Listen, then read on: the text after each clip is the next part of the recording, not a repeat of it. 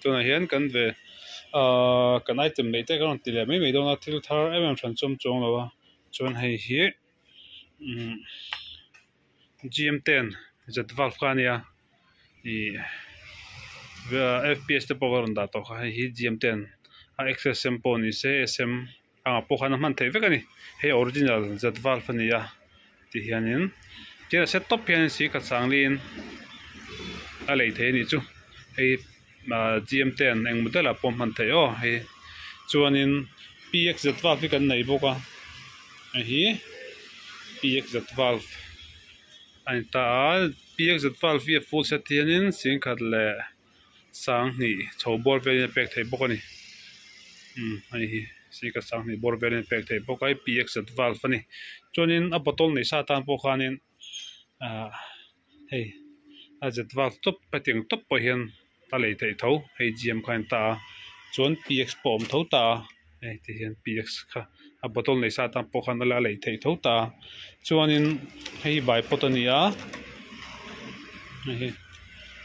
hei hi bai pot ani bok ta hei hi a rel te mela pikit ni rel te nei khanin sangli janga velina setin a pek thei bok ta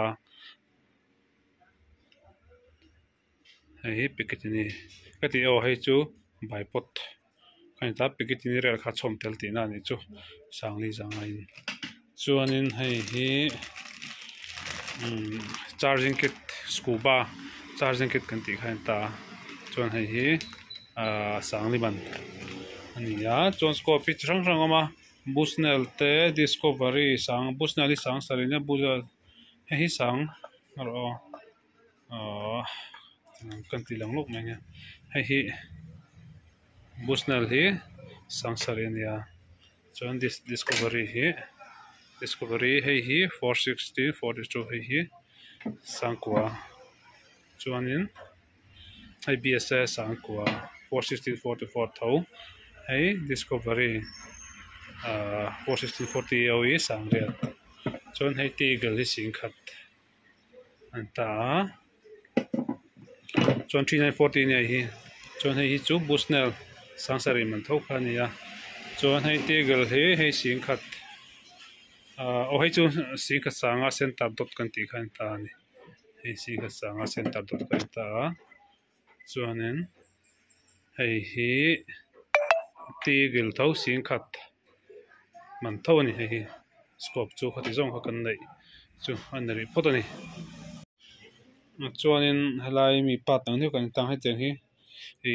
pump pipe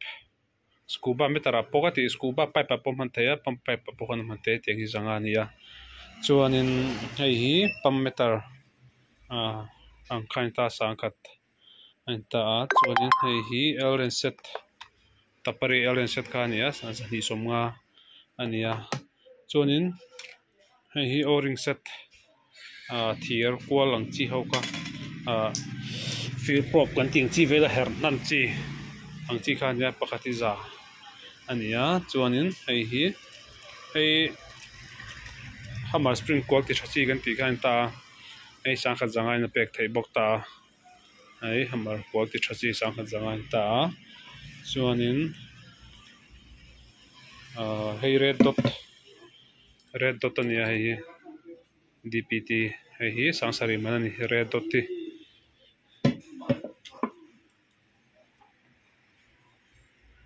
chuanin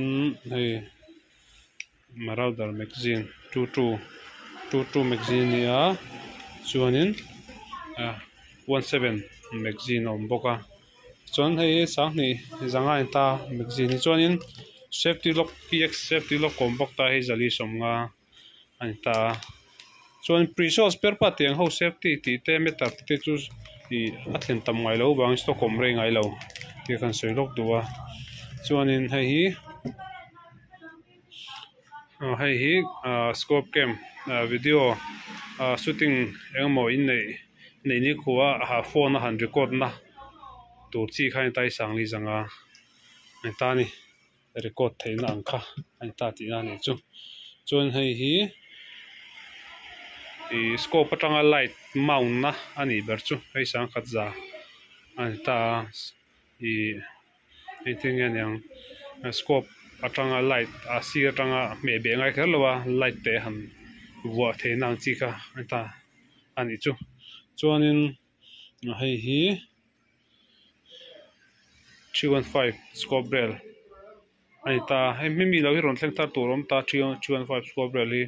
hi hei aya quality tha leki ron thleng le dona to po to hlek dona hi sang ni zanga nia ron thleng tar turi sang thum zanga man tur ron thleng tar don bokani chon px magazine hi hei hi meter hei scuba meter kan ti khan ta ergan na pom han te to hetiang ho hi chu sang khat ai ta chuan px magazine hi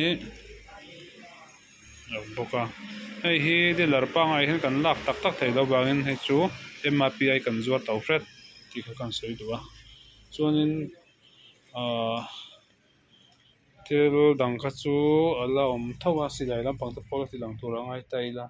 chuanin hei hi kan hemi hi gan tiang hemi ta kai chu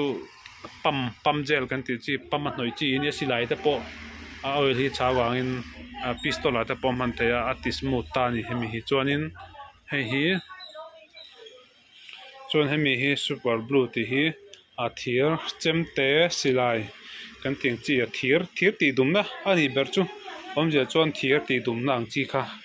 ania hei zaruk man ani chuanin chuan fat boy hei sing thum fat boy ni hei chu sing thum aman sang tan mai hei chu suppressor kan tiang chi kha ni chuan holster hi chang ma holster hi chu 9mm ti te clock ti vel te ta sang ni zanga in tun hen pek theya chuanin hei hi silai hook kan tiang chi fx ti vel ta 20mm vel hai ba theina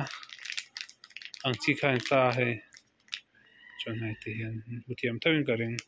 ai ta chuanin hei hi tikitini bipod stand bipod han vuana turang chi vua chi khain ta ni hi silai kil be chi khain ta chuanin hei hi range finder battery nia hei range finder battery CR2 lithium battery ang khain ta ni chu hei zani somma pakhata to de ulek chuanin lok hei hi thil pui mol tuk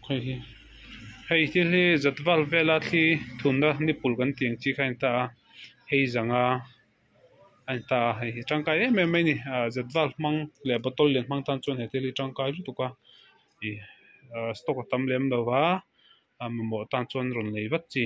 ani hei zanga pakhati zanga tin hain ta ni chu chuan hei hi hand pump clip na morami khain ta hei zathum bolvelin pek thei bok ta chuanin scope mount hi 20mm te kan nei ka hria